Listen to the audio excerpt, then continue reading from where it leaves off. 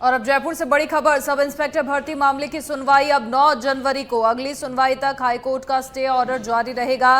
Rajasthan high court ने अपने आदेश को लेकर भी स्पष्ट किया, कहा स्टे ऑर्डर का सही से पालना होनी चाहिए, इधर उधर की बात ना की जाए। कैलाश चंद्र और अन्य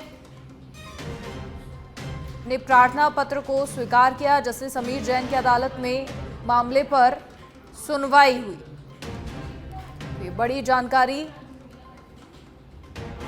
और अधिक जानकारी के लिए हमारे एसोसिएट एडिटर निजाम कंटालिया जी फोन लाइन पर जुड़ गए हैं। निजाम जी, क्या कुछ पूरी जानकारी? देखिए, आज लगातार इंतजार था कि कुछ और स्पष्ट रुख देखने को मिल सकता है, लेकिन अब जो सुनवाई है वो 9 जनवरी को होगी और 9 जनवरी तक हाईकोर्ट का स्टे ऑर्डर भी जारी रहने वाला है।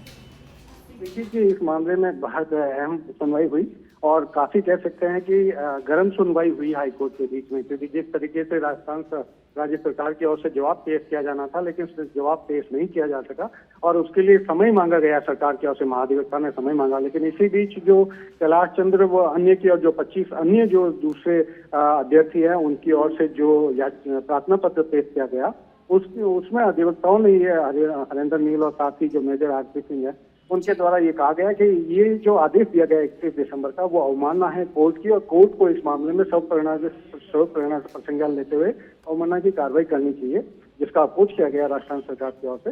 लेकिन अब इस पूरे मामले में यही कहा कि राजस्थान हाईकोर्ट ने भी स्पष्ट किया है कि उन्होंने स्टे दिया है, यानी कि स्टे होना चाहिए था और 31 दिसंबर जैसे आदेश जो है वो इसकी ब्लीच करते हैं ऐसे आदेश को। तो ऐसे में इस तरह के आदेश फिर से नजर नहीं आना चाहिए थे। एक बार की कोर्ट के अंदर तो ये तक स्थिति पहुंची कि कोर्ट ने अवमानना नोटिस जारी करने तक के आदेश लिखवाने शुरू कर दिए थे, लेकिन महाधिवक्ता ने रिक्वेस्ट की और उन्होंने 2 दिन का समय मांगा कि रिप्लाई देने के लिए। अब 9 जनवरी को इस मामले में राजस्थान सरकार की ओर से जवाब पेश किया जाएगा।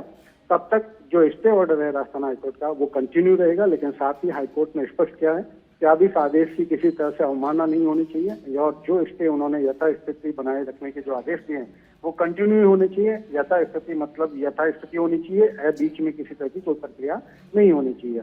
अब इस पूरे मामले पर चूंकि जो प्रार्थना पत्र था जो कैलाश चंद्र अन्य की ओर से वो स्वीकार कर लिया गया है, तो ऐसे में अब सरकार की ओर से 9 तारीख को जवाब पेश किया जाएगा। सप्लीमेंट्री में ये लिस्टेड करने को कहा गया है। चलिए, शुक्रिया जानकारी साझा करने के लिए। तो अगली सुनवाई तक हाईकोर्ट का स्टे ऑर्डर जारी रहेगा। राजस्थान हाईकोर्ट ने अपने आदेश को लेकर स्पष्ट कर दिया है कि स्टे ऑर्डर की सही से पालना होनी चाहिए, इधर उधर की बात ना हो। कैलाश चंद्र और अन्य ने प्रार्थना पत्र को स्वीकार भी कर दिया है। जस्टिस समीर जैन की अदालत में मामले पर सुनवाई हुई और अब इंतजार है 9 तारीख।